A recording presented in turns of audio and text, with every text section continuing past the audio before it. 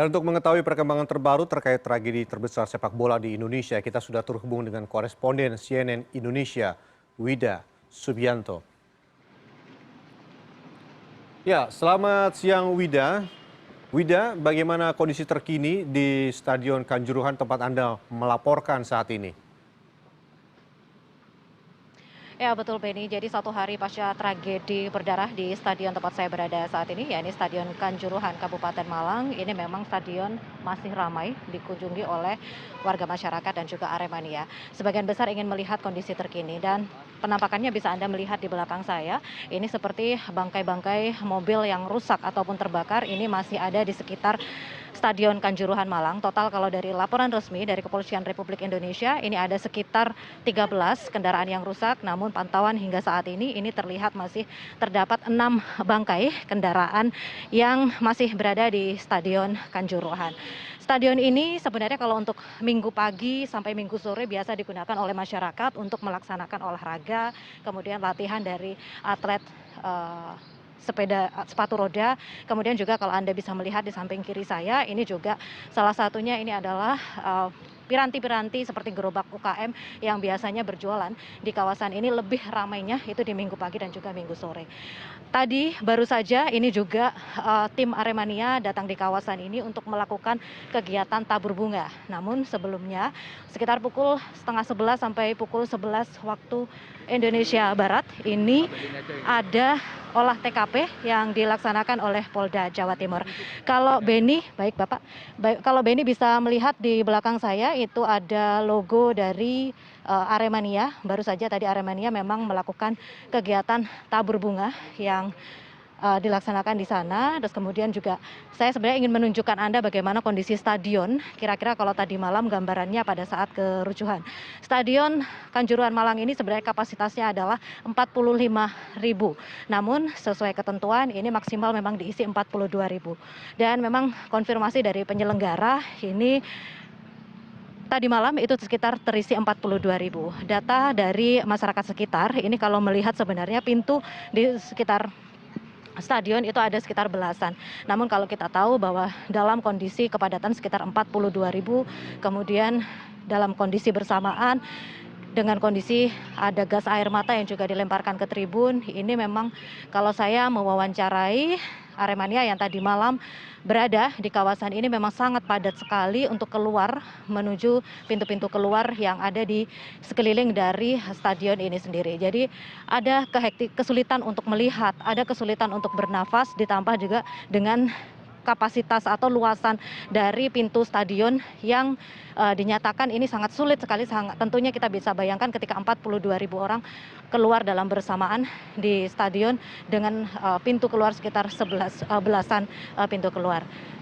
Sementara itu untuk update data terakhir yang disampaikan oleh Polda Jawa Timur, ini korban meninggal hingga saat ini ada sekitar 129 jiwa. Namun untuk perawat yang masuk dalam perawatan di beberapa rumah sakit, ada 11 rumah sakit ya yang menjadi rujukan pasca kejadian tadi malam, ini ada sekitar 180-an orang. Kemudian juga rencananya sore ini sekitar pukul 16-an Kapolri ini akan meninjau di kawasan stadion ini, kemudian dilanjutkan juga melakukan kunjungan ke korban yang sedang dirawat di Rumah Sakit Umum Daerah Kanjuruhan. Kemudian juga Gubernur Jawa Timur rencananya ada di sini. Jadi kita juga ingin melihat statement apa yang akan disampaikan Kapolri pada saat sampai di Stadion Kanjuruhan ini. Kemudian juga informasinya seperti bangkai-bangkai kendaraan ini yang saat ini ada sekitar 6 yang masih berada di Stadion Kanjuruhan ini nantinya akan dievakuasi pasca Kapolri melakukan peninjauan di Stadion Kanjuruhan ini. Beni. Tidak, tadi Anda menyebut sempat bertemu dengan saksi mata dengan Arema, begitu tadi Anda sempat wawancari mereka. Bagaimana sebenarnya kejadian pada Sabtu malam? Benarkah memang ada sempat kericuan yang dilakukan oleh penonton? Lalu kenapa polisi sempat menembakkan gas air mata ke arah tribun? Bisa Anda jelaskan hasil wawancara Anda dengan saksi di lokasi tadi malam? Ya, betul sekali Beni. Ini pernyataan dari saksi ini juga disampaikan oleh atau terlihat di video-video amatir yang beredar di berbagai media sosial. Jadi memang awalnya ini memang ada gerakan turun dari penonton dari masuk ke dalam kawasan lapangan, kemudian memang ada bentrok dengan petugas. Namun begitu sebenarnya juga ada kesaksian dari masyarakat yang ada di situ dilarang untuk melakukan dokumentasi. Dan ini menurut saya memang hal yang seperti saya sendiri mengalami ketika ada pertandingan derby Jawa Timur seperti misalnya di Persebaya atau Arema Malang ketika ada kericuhan. Ini memang ada ada kelompok yang meminta tidak hanya masyarakat awam namun juga media untuk mendokumentasikan.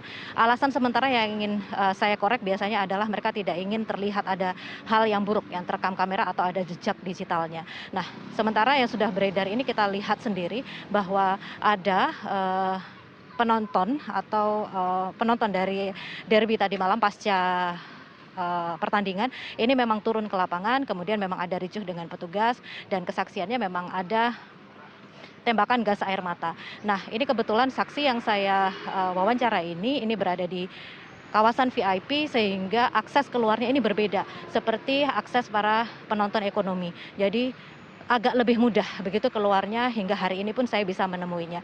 Namun kalau untuk yang ekonomi ini memang aksesnya terbatas dengan jumlah penonton yang lebih banyak.